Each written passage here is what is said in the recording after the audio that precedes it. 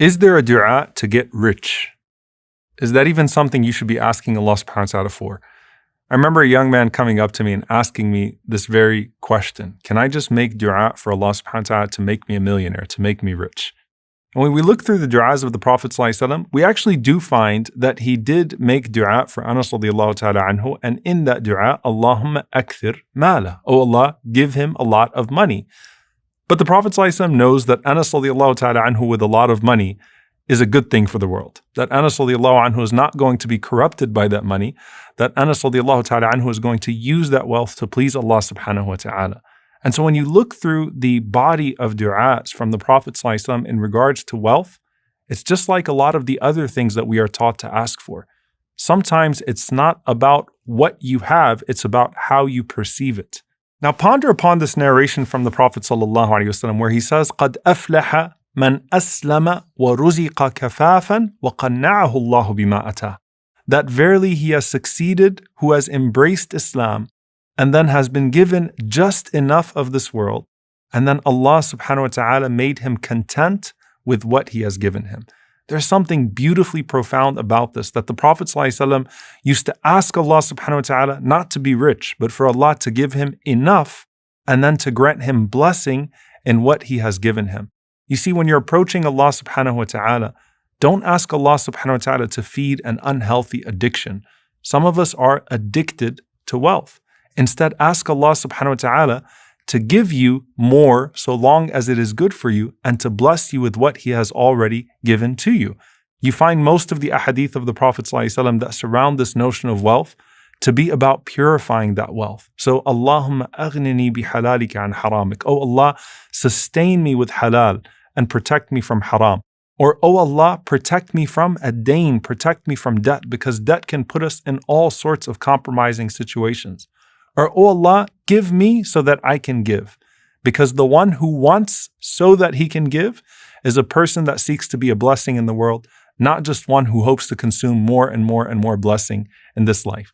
And I want to give you this beautiful hadith from the Prophet ﷺ, which speaks to that initial hadith. The Prophet ﷺ said, Allahumma qanni'ni bima razaqtani, wa barik li fihi. وَاخْلُفْ عَلَيَّ كُلَّ غَائِبَةٍ لِي بِخَيْرٍ. O Allah, make me content with what you have given to me.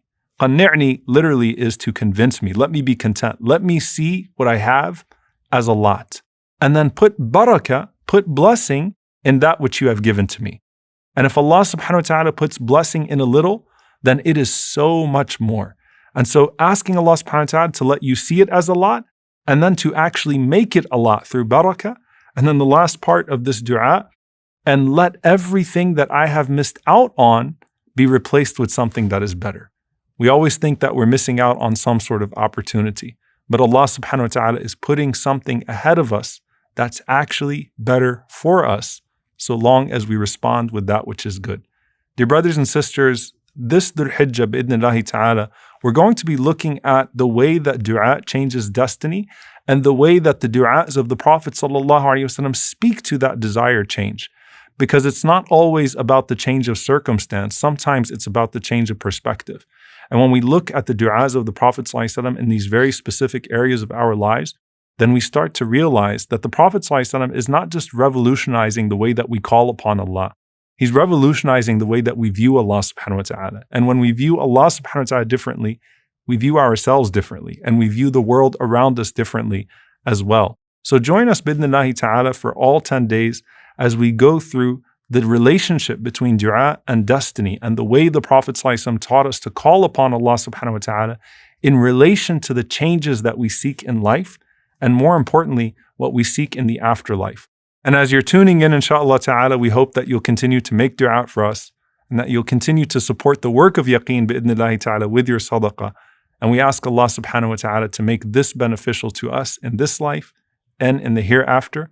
And I look forward to being with you, inshaAllah ta'ala, for the next 10 days. Barakallahu feekum. Wassalamu alaikum wa rahmatullahi wa barakatuh.